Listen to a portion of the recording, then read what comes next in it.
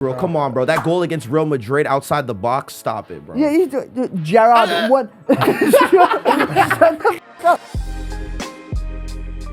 Kevin De Bruyne, one of the greatest Premier League midfielders of all time, is officially coming to an end of his Manchester City career. Is he Manchester City's best ever player of all time? Has to be, doesn't he? I can't think of anyone else. The closest is probably David Silva, but De Bruyne has played in every single iteration of Pep Guardiola's title-winning teams, played a slightly different role in all of them, and been unbelievable throughout. Honestly, I think Kevin De Bruyne, he's changed the game in the way that midfield is supposed to be played. Okay. He hasn't changed the game. He did change the game the way midfielders have played in the Premier League. No, absolutely. He has not changed the game. Yes, he did. He's just done other things really well. No, okay. Have you ever seen a midfielder be able to come out wide and whip in a ball like Steven Gerrard. Steven Gerrard was not whipping in crosses like that. Yes, he was. No, he was not, yes, bro. He was. No, he was not, bro. De Bruyne with both feet. You think Gerrard could whip it in with his left foot like that? Okay, Let me ask you this. Gerrard's best 5 years, are they that much different than De Bruyne's best 5 years? Not really.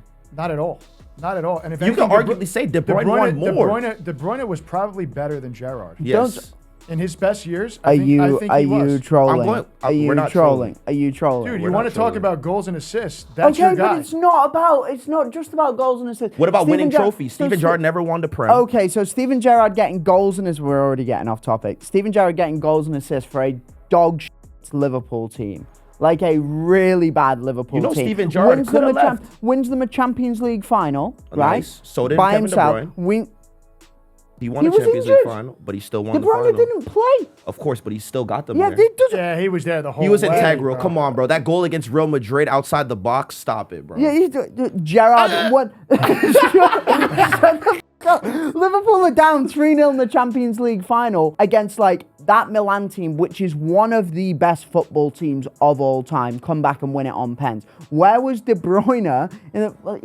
His hamstring was he's done. not only a Man City legend, he's a Premier League legend. He is a Premier League legend. I think when it comes down to it, like if you look at history, people are gonna vastly underrate KDB because we have that relevancy kind of bias where if things happen relevant to to the time that we're in, we're like, okay, it looks great right now, but not amazing. If we're gonna look back at it now in 20, 30 years, you're gonna look at Kevin De Bruyne. He's gonna be his stats are gonna stand out amongst a lot of the midfielders in the Premier League, or even in the world. I agree with you. As we're talking about, Kevin De Bruyne's legendary status, we also got to talk about where City goes from here. Who do you think in the world of football right now could replace Kevin De Bruyne? Jamal Musiala. Oh wow, I don't mind that at all. I think that's what Man City do. I think Man City do a huge signing and they spend an absolute bag bringing Jamal Musiala. I have mine too. I think Florian Wirtz. So you've just picked the other German lad. The other German. the other German lad. Yeah, because also you got to think about it this. Kevin De Bruyne came from Wolfsburg, had a great year there. Okay. Came to the Premier League, adapted very well. So I don't see why Pep Guardiola would not try the same thing again. I mean, it's a similar archetype, right? You're just looking at playmaking, sort of number 10, can play out wide a little bit, could probably play deeper if you need. Don't love it, but possible. But Musiala's out of the question because Bayern's not going to let that happen. Leverkusen's definitely likely to let Wirtz go to Bayern. I don't know if I think Leverkusen, sorry to cut you off, Leverkusen would rather Wirtz go to Man City than Bayern. No. I'm saying that Bayern won't let go of Musiala. If they let go of him, they let go of their future. I think so too. I don't think they let him go at any cost. I don't think that there's a dollar value. I don't think that it's worth $200 million for Bayern to let him go. Even if Musiala wants to go back to his boyhood club. They lose relevancy. If they lose Musiala, who's watching Bayern Munich? Bayern Munich. Yeah, that is true. But that's their guy, dude. I feel like this at you lose Musiala, you lose that it factor that people even talked about. You guys you have Kane, but that's your promising guy. Like Barca has Jamal, they have Musiala.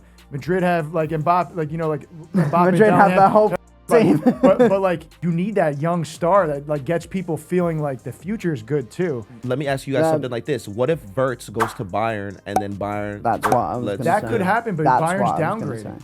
You think Bayern's downgrading by getting Wirtz? I think so too. I think Musiala offers a whole different. So that's a tough conversation to be had. They are different kinds of footballers. I think the guy that's sneaky that no one talks about is Joao Neves on PSG. But he's not really a 10 though, is he? But he would make your midfield a whole lot better. He would. The guy doesn't lose the ball. I think you look at Vitinha and Joao Neves and you start to think, can one of those guys do the job?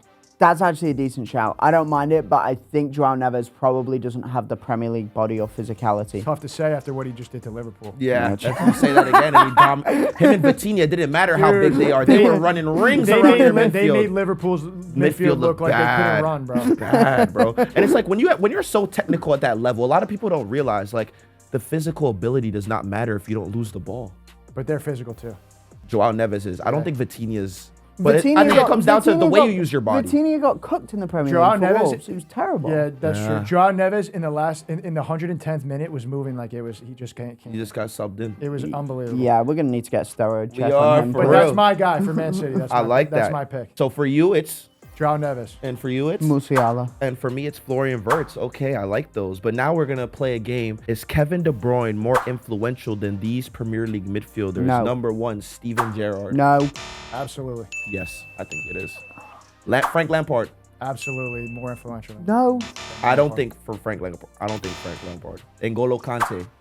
KDB more influential than N'Golo Kante. Yes, probably because Kante doesn't get the credit he deserves. You? Yes, 1,000%.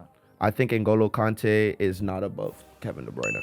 He had too few seasons to do it. Like it wasn't as many seasons as De Bruyne. I think if N'Golo Kante was able to last that momentum a couple more seasons, he did get very injury prone. His legs just ran out, didn't they? Yeah, legs ran out. Yeah. Paul Scholes. No, De Bruyne way more influential. Yeah, I would agree with that. I agree that too. I was going to say that the Scholesy hatred just lined up quite nicely. It's not even Scholesy hatred. I just feel like Paul Scholes, like he could ping a ball anywhere, but it's like the other aspects of his game. What did he else really offer? It's not even that though. It's how good De Bruyne. Like I think we forget about how like it's only last year and the years before that De Bruyne was by far the best. The best number midfielder 10 in the world. Yo, I'm not gonna lie. De Bruyne stepping on the field Dude, some for games years, frightened me, for bro. years, De Bruyne was like you couldn't even touch him. Yaya Toure, Kevin De Bruyne more influential. Pep tried to get rid of Yaya, didn't he? One of his first moves was to get rid of Yaya Toure and restructure the midfield so De Bruyne was in it. Yeah, you'd probably have to say yes, wouldn't he? Because De Bruyne was the foundational piece and basically kicked Yaya out. Cesc Fabregas. De Bruyne. De Bruyne. Yeah, De Bruyne. Last but not least, Rodri. When it all said and done, who do you think is going to be more influential for the club? Still early for that because Rodri could have a couple more good years, but De Bruyne.